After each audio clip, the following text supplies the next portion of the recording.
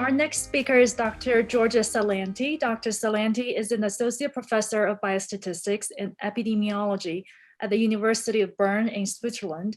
She is the president-elect of the Society for Research Synthesis Methodology, and she was the recipient of the Women in Science Award for her research achievements in 2010. So if you have ever performed a network meta-analysis, you have cited Dr. Salanti's work. And today she's going to share her recent research on treatment hierarchy or ranking in network meta-analysis. Over to you, Georgia. Thank you very much, and for the introduction and for the invitation. I will talk to you about a rather debated issue recently in the field of network meta-analysis, namely the ranking of competing treatments. My presentation is more of a discussion and thought experiment, and it has been undertaken in collaboration with Ian White and Andriani Nikolakopoulou, Orestes Efthimiou, Dimitris Mavridis, and Matthias Egger. So in comparative effectiveness research, the ranking of multiple competing interventions is an important advantage when you use network meta-analysis compared to pairwise meta-analysis. Here is a network of the 13 treatments for acute mania. And you see on the right-hand side, the response odds ratio compared to placebo. After synthesis of randomized controlled trials, our knowledge about the true population mean odds of response for each treatment compared to placebo is summarized by a distribution.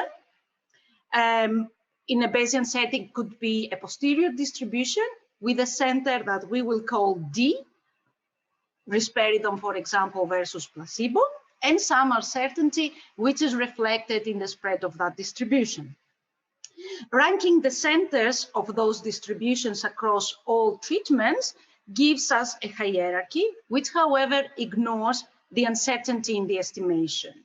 For example, here, risperidone is the best treatment and topiramate is the worst. In order to take into account uncertainty in the estimation, people use what is unthinkingly called the probability of being the best. This is the probability that the true underlying effect of a treatment will be better than the effect of another. In other words, the treatment that has the larger mass underneath the distribution on the area that is beneficial, in our graph on the right-hand side, is a winner. Here, for example, lamotrigine, here, will be preferable than risperidone because the distribution of lamotrigine gives some probability that the drug, lamotrigine, is better than placebo by a very large odds ratio of 3.5. For the same odds ratio, 3.5, risperidone gives 0 probability. So I said before that this is done, this probability is called probability of being the best, is done unthinkingly because a probability to provide a large odds ratio does not equate with the probability to be the best treatment overall. Because as you see here, lamotrigine has large probability to give large odds ratios, but also large probability to give very low odds ratios. So from now on, I will call this the probability of a treatment to have the best value on the relative or absolute effect. And there are other probabilistic metrics, namely the surface under the cumulative ranking curve, the SUCRA, the mean rank, and the median rank. And the mean rank is a transformation of the SUCRA. The SUCRA value for a treatment I can be seen as the fraction of competing treatments that treatment I can beat. It also reflects the overlap in the estimated distributions. So if the distributions of the relative treatment effects have 100% overlap, so they are exactly the same, so all SUCRAs will be 50%. These are the most common ways to rank treatments in the literature. And note that all ranking metrics, what they do is to take a two-dimensional distribution with a mean and uncertainty and transform it into a single number, either sucra, mean rank, or a probability.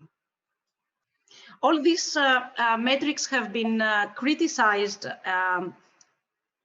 in the literature, and such concerns are welcome because they draw attention to oversimplification and interpretations that they are not appropriate. But generally, we disagree with the way that these authors that we cite here attribute the problem of ranking in the method that one uses to obtain a treatment hierarchy, like sucra or the probability of the best value or any other method.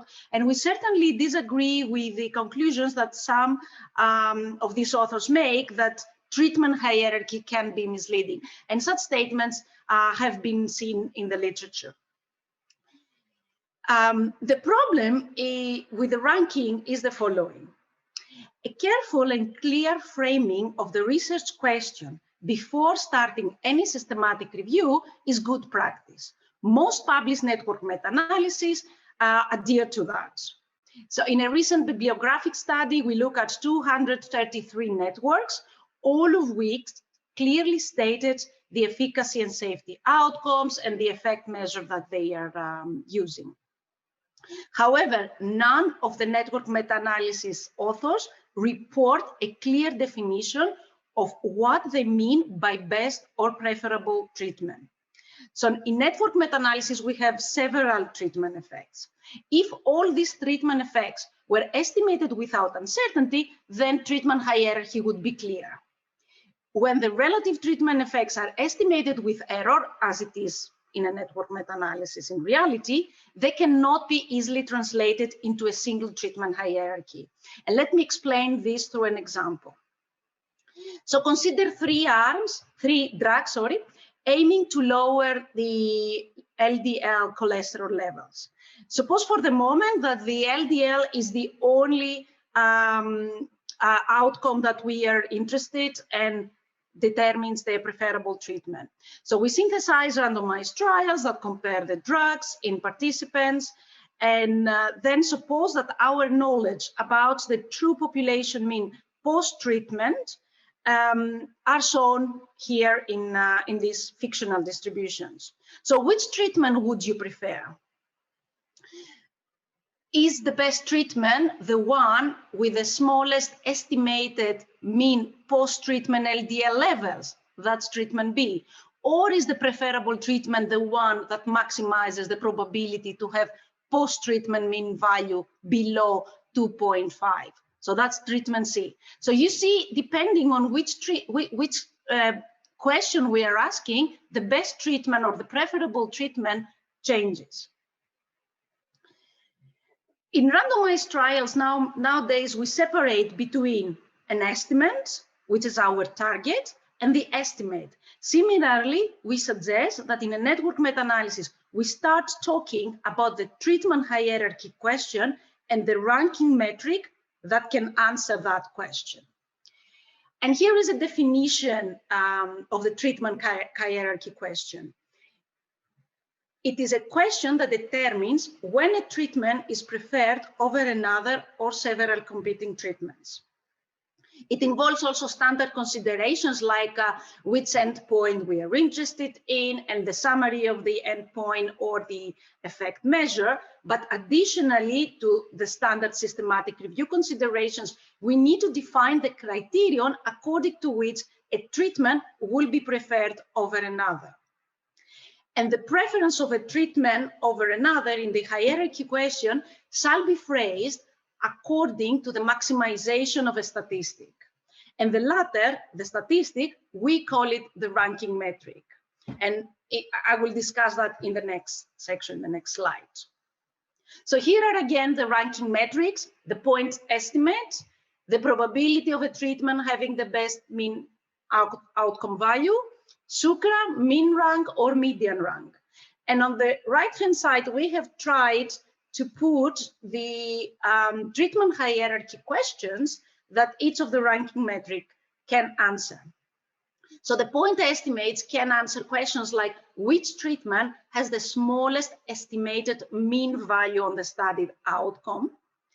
The probability of a treatment to have the best outcome answers the question which treatment is most likely to have the best, most desirable mean value on the studied outcome. Sucra can answer the question which treatment has the largest fraction of competitors that it beats. And similar phrases can be built for mean rank and median rank. So I would like to move on with two observations. First, if we agree that ranking metrics answer different questions, there is no right or wrong ranking metric. And because there is no gold standard against which every ranking metric should be compared to. And there is one appropriate ranking metric for a particular treatment hierarchy question. And a set of observations too is that all ranking metrics transform a set of distributions into a series of numbers. So a normal distribution, let's say, with mean and variance has to be reduced to a single number. And the implications of these transformations vary by metric, by ranking metric. So ranking metrics can disagree. For example, let's look at this fictional case of 3 active interventions, A, B, and C, compared to placebo, that's the black line. And assume that the outcome is something negative, so lower values favor the treatment. So we would like to have outcomes on that side of the spectrum. And note that the active treatments, they have exactly the same mean, but different degrees of precision. Their effects are estimated with quite a lot of precision for treatment A, less precision for treatment B, and even more uncertainty for treatment C. So the mean of the distribution, Sucra, mean, and median ranks give the same hierarchy to the treatments A, B, and C, namely placing them all together. But the probability to provide the best value gives higher rank to treatment C, then to treatment B, and then to treatment A. And this is because the probability to provide the best value favors treatments whose effects are estimated with uncertainty. And here is another example. According to the mean here, the hierarchy of the treatments is A, then B, and then C. The same hierarchy will be obtained with any of the ranking metrics. This is because all effects are estimated with the same uncertainty, which here is reflected by a variance of 1. Let us now gradually increase the uncertainty around the estimation of A. So we will increase the variance from 3 gradually to 20. And then what will happen if we jump from 1 to 20 is that treatment A will be favored. Sorry, treatment B will be favored. This is because a wider distribution of A results in more overlap with its competitors. And when these competitors have point estimates worse than A, as it is the case here with placebo, then lower precision in A leads to lower ranks for A. If the competitors of A had point estimates superior to A, then lower precision in A would lead to higher ranks for A. But how often do in practice ranking metrics agree or disagree in practice? So my colleague Virginia Kyokia reanalyzed 233 networks and obtained hierarchies using various metrics and estimated their agreement. All hierarchies show the high level of agreement with sucra and relative treatment effects, D, the mean of the distribution, agreeing perfectly. In the few networks that the hierarchies disagree, this was the result of imbalance in the amount of information across treatments in the network. On the right-hand side of each plot, there are networks with smaller differences in the precision in the estimation of the treatment effects. On the left-hand side, there are networks with big differences in the precision of treatment effects. For example, here are networks for which there are a lot of data for all the treatments, but for one or two treatments, there are only a couple of tiny studies. So there is imbalance in the information about the treatments. And on the vertical axis is the agreement. And as you see, the more similar the precision in the estimation in the relative treatment effects, the larger the agreement between the ranking metrics. So to summarize our statements or findings or thoughts, we introduced the idea of treatment hierarchy question, and we suggested that the clinical decision-making problem is to be stated clearly at the beginning of every comparative effectiveness review, as long as this review aims to provide a treatment ranking, of course. And each treatment metric could, in principle, answer a specific treatment hierarchy question, and when used appropriately in this context, then every ranking metric provides a valid hierarchy for the corresponding question. There are no wrong or right ranking metrics. And any apparent limitation of the ranking metrics result from the fact that they transform a complex set of information, so a distribution with a mean and a variance, into a single number. Our theoretical examples have suggested that the probability to have the best value is sensitive to differences in precision across treatments, and it usually favors the treatment whose effect is estimated imprecisely. Sucra is also sensitive to differences in precision,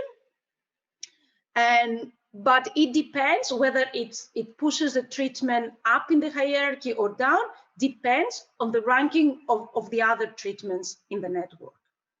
And our empirical evaluation showed that the most frequently used ranking metrics in practice that we evaluated provide more or less the same hierarchy of the treatments, unless there is a clear and extreme imbalance in the amount of information about the treatments. And these thoughts have been outlined in these preprints that you see on the screen, and it's a paper under revision with the American Journal of Epidemiology. Thank you.